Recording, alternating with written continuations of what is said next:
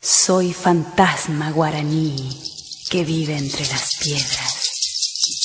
Y si usted dañara la naturaleza, no se asuste si lo corre esta mujer de piedra.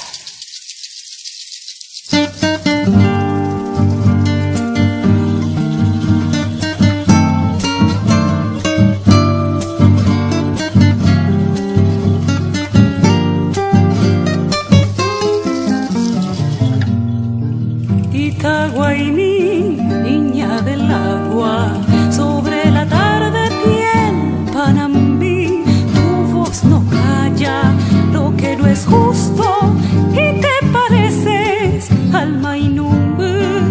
Itaguaini, niña del agua, igual que el río te enojarás cuando los hombres cambien su cauce, su lengua larga disparará.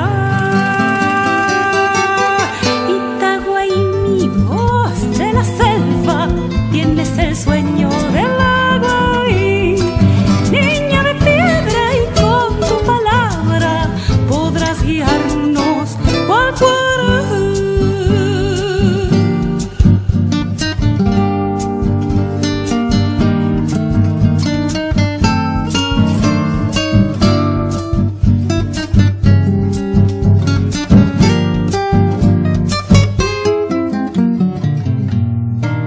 Itaguaini, churro de fuego, igual que el viento te enojarás cuando los hombres escupan humo, nubes de plomo sobre los cielos.